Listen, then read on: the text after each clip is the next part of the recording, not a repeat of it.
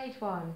We'll start with the solar plexus, and I'm going to press up and underneath the diaphragm, right in the middle of the foot, zone 2.5, and hold that solar plex reflex for 10 seconds. And if it's comfortable for the client, you can do a bit more work and rotate it and pulse it a bit. Okay, so then we're going to go and work the spine reflexes. So starting at the top of the joint of the big toe for cervical 1, we're going to work all the way down that medial arch of the foot to the base of the heel. Spine.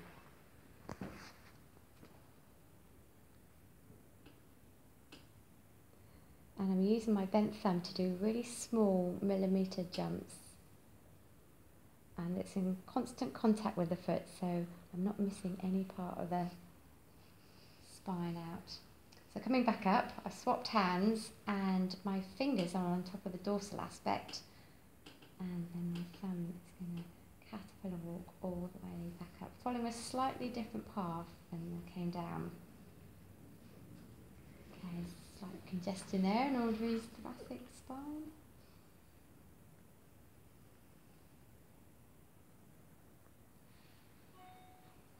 Okay, so when I get back to the top again, I'm going to do it one more time, and again following either a slightly higher or a slightly lower route to make sure I've covered the whole spine. So yeah, I didn't pick up that last time, but that time it was yeah, more congestion following the top of the spine.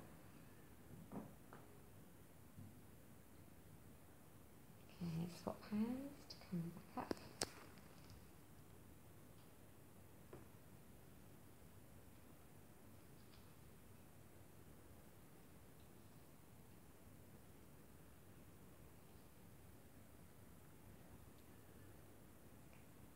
Okay, so now I'm back to the top of the spine, back to C1. That's perfect position to start the neck. So holding and supporting the big toe, I'm going to use my thumb to go around the back of the neck, up the sides,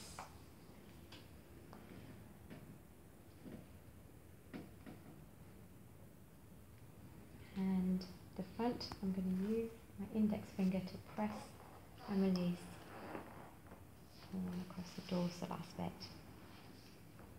And give the toe a little tug and rotate the toe on its axis as if you were trying to give the neck a really good rotation. Okay, so let's cover all of the brain with our thumb technique, making sure you don't miss any important parts of the brain out. Covering the whole base of the big toe.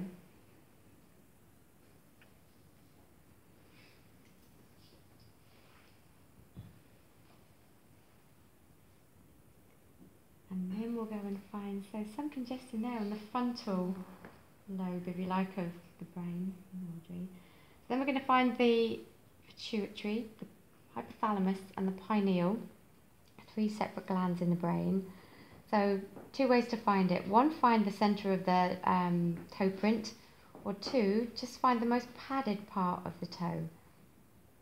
So everyone's pituitary is in a slightly different place, and your client should possibly give you a reaction that tells you that you're in the right place. So once you've found it, you can find it just with your thumb, using that medial side of your thumb to press onto it. If that's comfortable for the client, you could use the hooking technique to go up a gear. I'm not pressing actually too hard forward really doing that.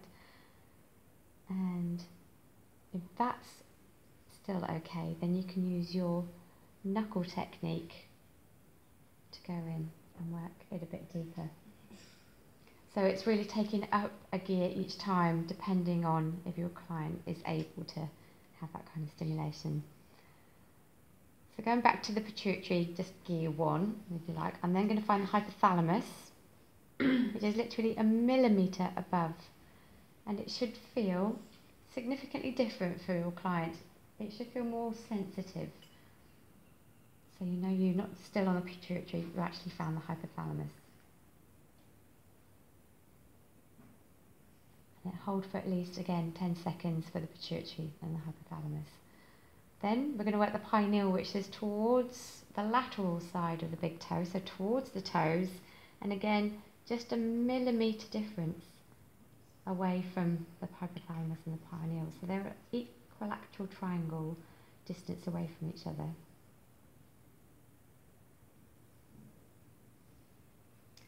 Okay, I'm just going to do some relaxation techniques. So whenever there's a tender area that you've been working on, make sure you reward your client with some nice relaxation techniques afterwards. So to finish off the big toe, we've got the facial reflexes here. So again, I'm going to use my index finger to work all the way down from the nail downwards.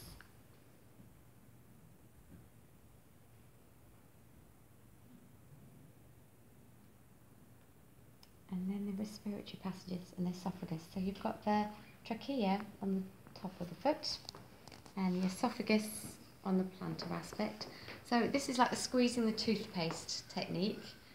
I'm going to use both thumbs to work up zone 1 at the same time. I'm getting that last bit of toothpaste out the tube.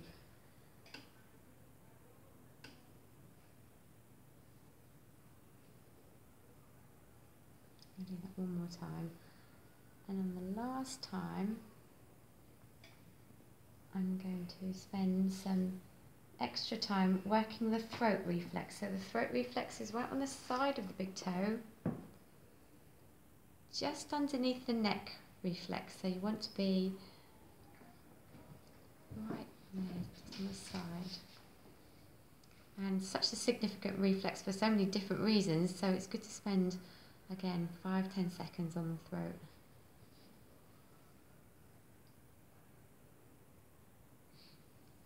Okay, then we come to the sinuses.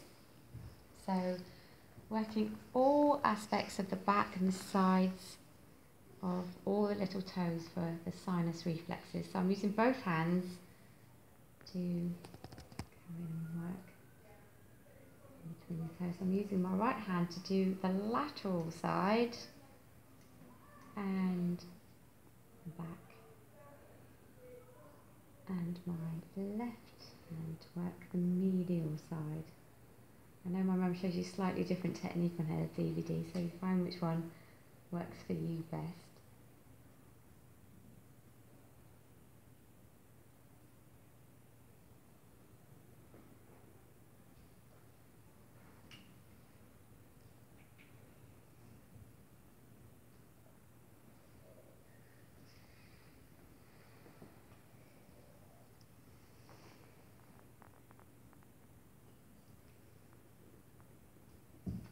And then we cover the front of all the little toes for the teeth. So hold and support each toe. And again, I'm using my index finger to work all the way down.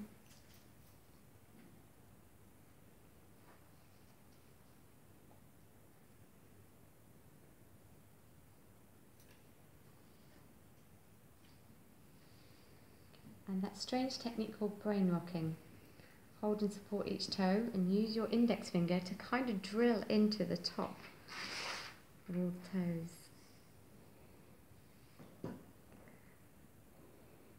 Sorry, Audrey, I'm just ignoring. I'd comment more if it wasn't being made into a film. I'd stop and discuss the areas of congestion. So this should feel quite nice actually, having this technique done. The key is to make sure you're supporting each of the toes, otherwise you can't obviously have any pressure put on the toes. Okay, so then we're going to do all of the reflexes of the ear, the eustachian tube and the eye, which lie in a line underneath the toes. So to pull the toes back slightly, I'm going to work my thumb across that whole area. But we can be a little bit more specific than that. We can go up and under each of the toes to work first of all the ear. So I'm literally going up and in between each of the toes, just like the webbing between the toes. So I've got the ear in zone 4.5, the eustachian tube in zone 3.5, and the eye in zones 2, 1.5, 2.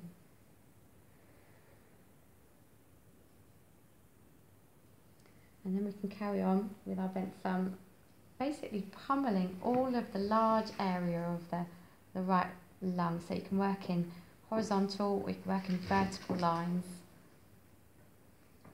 It's a really big padded part of the foot, so you can be quite vigorous working the whole lung reflex. Both thumbs to work vertical lines up.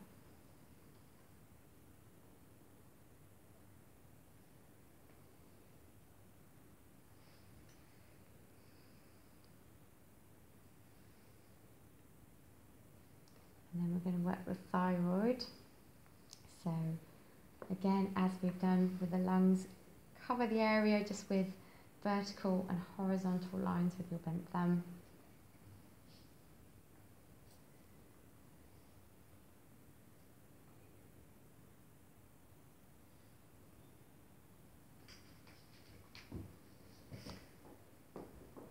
And when it comes to working the parathyroid, so two small pear-shaped glands that lie at the border of the thyroid. One, we're going to find one here, and the other pair underneath. Sorry, what's that there? So you've got the parathyroid glands. There's two pairs, so one lies just there at the border of the thyroid, and then directly underneath, small distance apart, for the other pair of parathyroid glands. So they work with the thyroid to help regulate calcium levels in the blood. And then the last thing to do in stage 1, which is everything above the diaphragm line, we're going to work the joints of the elbow, the arm, and the shoulder. So these are like semicircular reflexes, all on that lateral side of the foot.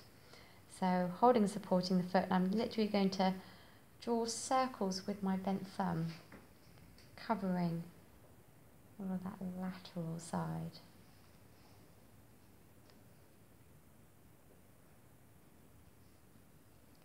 Draw a line up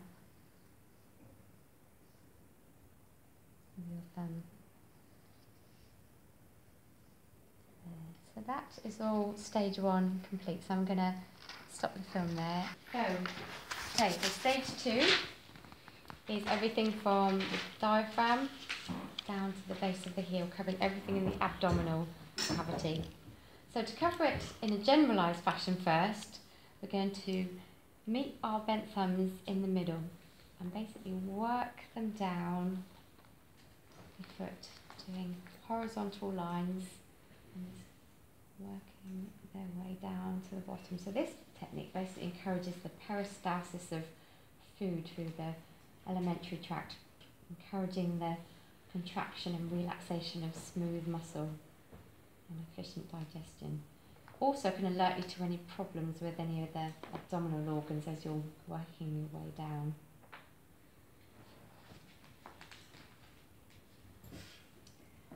So when we get to the base of the heel, we're then going to go all the way back up to the top, underneath the diaphragm, to work each of those digestive organs separately.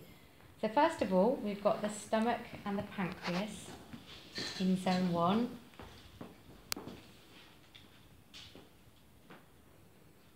So first of all, we've got the stomach, and then lying behind it is the pancreas. And there's really not much room for the stomach and the pancreas on the right foot because of the huge liver that's in the way. So you find the liver, all of the zones from zones 5, 4, 3 and 2 taking up most of the abdominal cavity on the right hand side of the body. So as we do in the body, we find the same on the feet. So the liver is covered again with just lines, horizontal lines covering the whole area.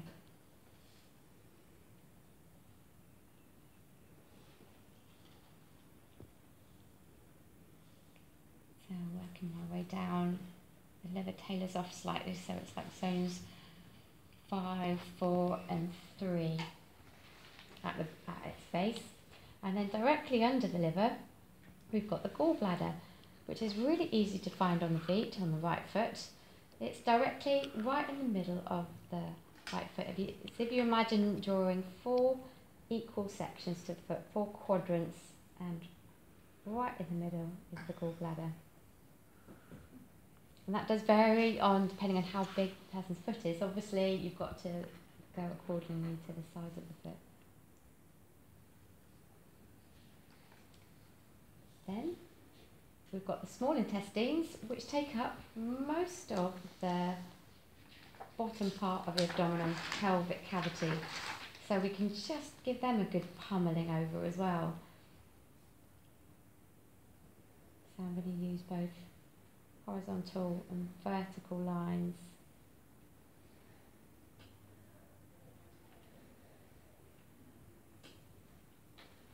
To just generally give them a good massage.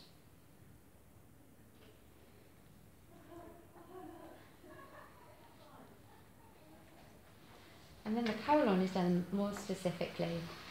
So because we're on the right foot and we have to start with the beginning of the colon, we find that in zone 4.5, so just between the 5th and 4th toe, just above the hardened part of the heel, we've got this really specific point here of the ileocecal valve, the valve that stops things flowing back from the large intestine into the small intestine, and you also find the appendix there as well.